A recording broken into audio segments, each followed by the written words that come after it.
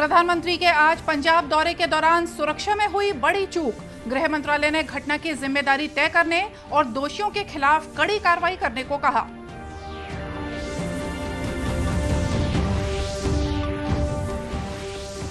प्रदेश में ओमिक्रॉन के पहले मामले की पुष्टि, बिलासपुर में मिला एक मरीज।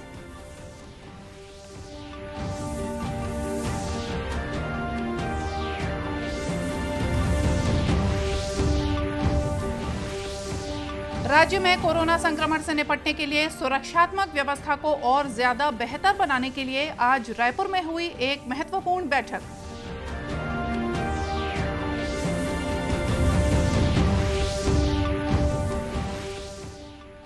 और मुख्यमंत्री ने फसल विविधकरण को प्रोत्साहित करने के लिए किसानों को जागरूक करने के दिए निर्देश।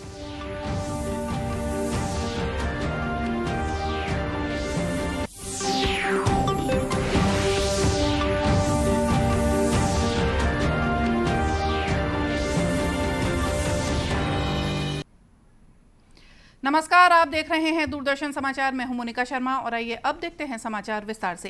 प्रधानमंत्री नरेंद्र मोदी के आज पंजाब दौरे के दौरान सुरक्षा में एक बड़ी चूक का मामला सामने आया है। मिली जानकारी के अनुसार प्रधानमंत्री सड़क मार्ग से हुसैनीवाला के लिए जा रहे थे। इस दौरान रास्ते में ओवर ब्रिज के पास कुछ लोगों ने प्रधानमंत्री के काफिले को रोकने की कोशिश की।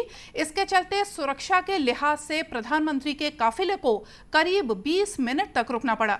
घटना के बाद सुरक्षा में चूक की वजह से फिरोजपुर में प्रधानमंत्री की प्रस्तावित रैली को रद्द कर दिया गया। गृह मंत्रालय ने इसे संज्ञान में लेते हुए पंजाब सरकार से विस्तृत रिपोर्ट मांगी है। मंत्रालय ने इस चूक की जिम्मेदारी तय करने और दोषियों के खिलाफ कड़ी कार्रवाई करने को भी कहा है। घटना के बाद भारतीय जनता पार्टी ने इस मामले की कड़ी आलोचना की। केंद्रीय महिला और बाल विकास मंत्री स्मृति ईरानी ने इस घटना को लेकर चिंता जताई।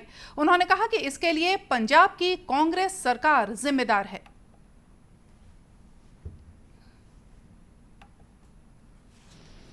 भारत के इतिहास में आज पंजाब की पुण्य धरती पर कांग्रेस के खूनी इरादे नाकाम रहे। जो लोग कांग्रेस पार्टी में मोदी से घृणा करते हैं, वो आज देश के प्रधानमंत्री को, उनकी सिक्योरिटी को किस तरह से भंग किया जाए उसके लिए प्रयासरत थे। जो आक्रोश आप मुझ में और सुधांशु जी में देख रहे हैं, वो मात्र हमारे राजनीतिक संगठन तक सीमित नहीं है। हमने बार बार कहा, नफरत मोदी से कांग्रेस को है, हिसाब हिंदुस्तान से और हिंदुस्तान के प्रधानमंत्री से ना कीजिए। पंजाब सरकार को, कांग्रेस को आज जवाब देना होगा।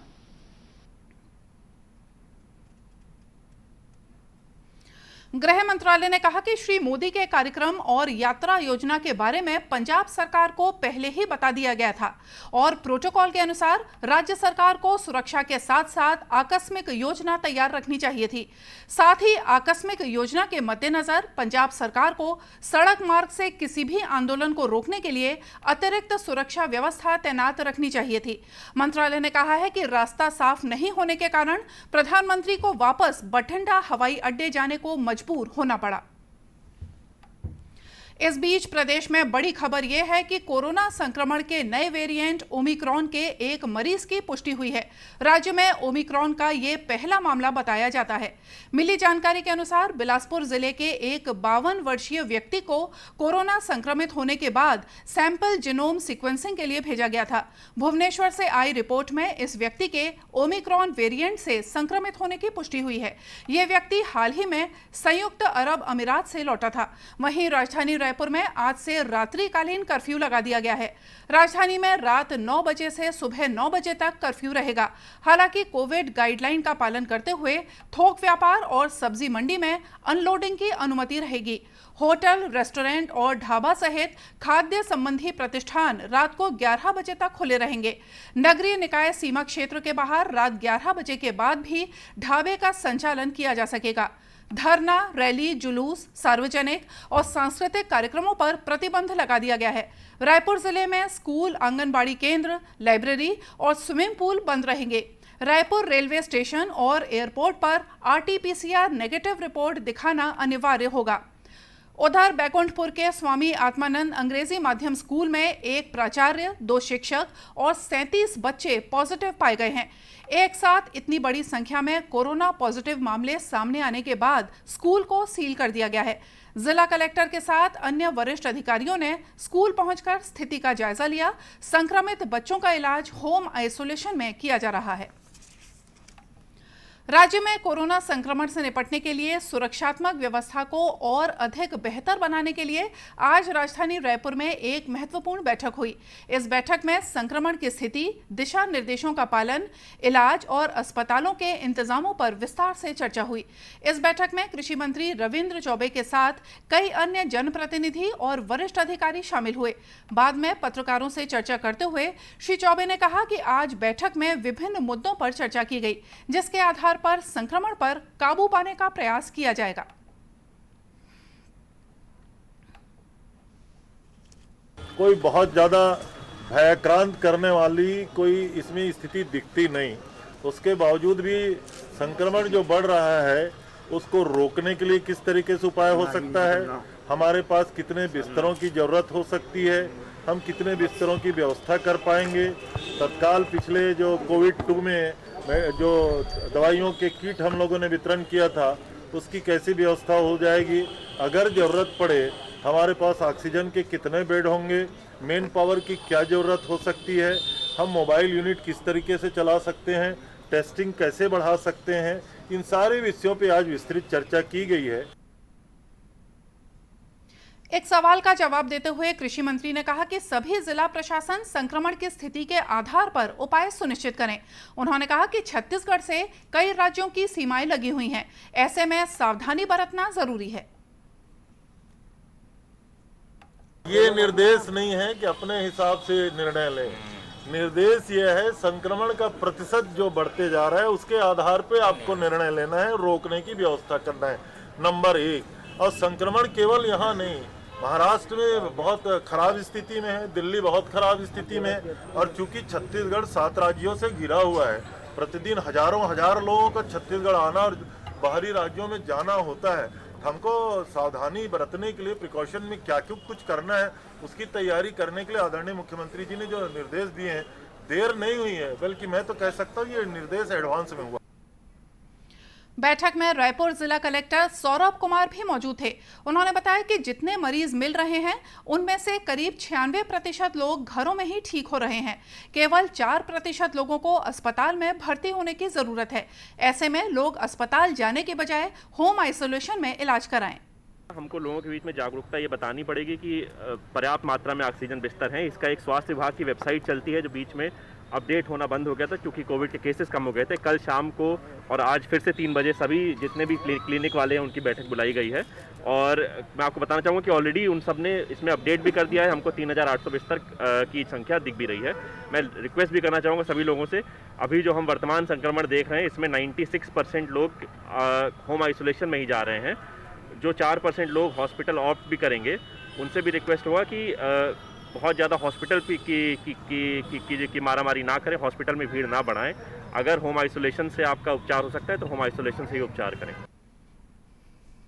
वहीं बिलासपुर जिले में भी रात्रिकालीन कर्फ्यू लागू कर दिया गया है। समाचारों का सिलसिला आगे भी जारी रखेंगे, लेकिन फिलहाल लेते हैं एक छोटा सा ब्रेक।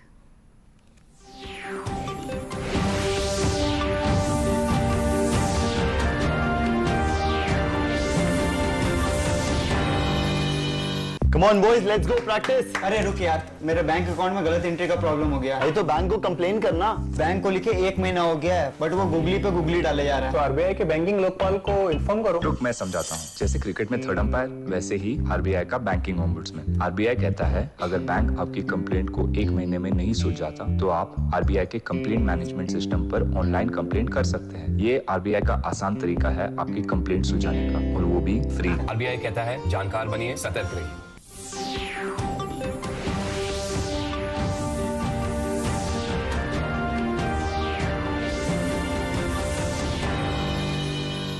ब्रेक के बाद एक बार फिर से स्वागत है आप सभी का दूरदर्शन समाचार में। खबरों में आगे बढ़ते हैं। मुख्यमंत्री भूपेश बघेल ने प्रदेश में फसल विविधकरण को प्रोत्साहित करने के लिए विकास खंड स्तर पर कार्यशाला आयोजित कर किसानों को इसके लिए जागरूक करने के निर्देश दिए हैं।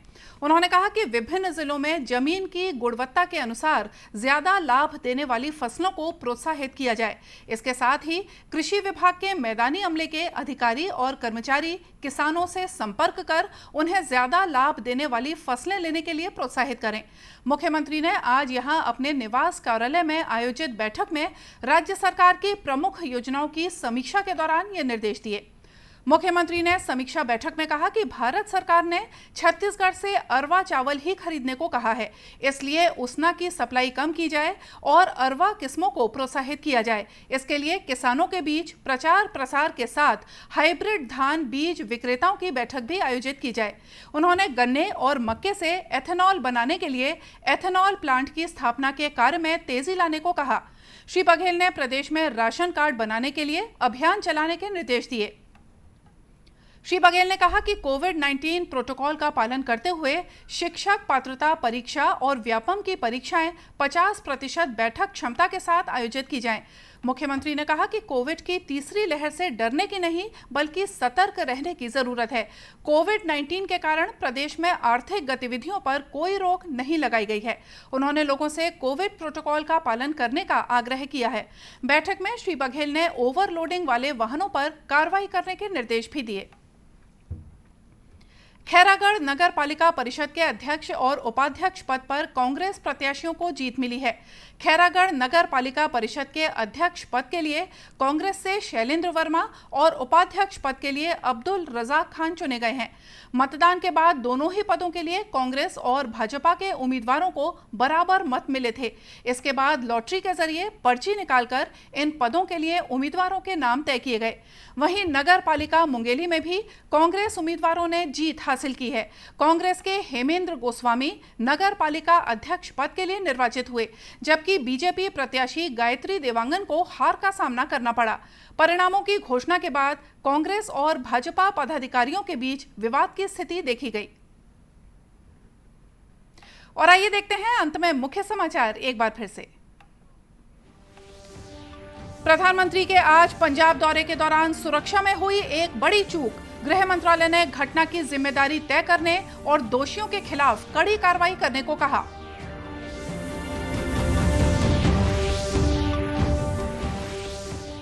प्रदेश में ओमिक्रॉन के पहले मामले की पुष्टि, बिलासपुर में मिला एक मरीज।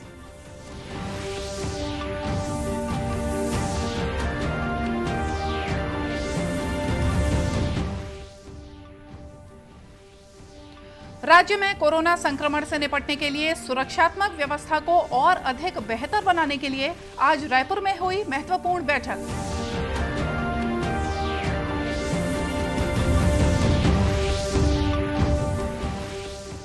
और मुख्यमंत्री ने फसल विविधकरण को प्रोत्साहित करने के लिए किसानों को जागरूक करने के दिए निर्देश।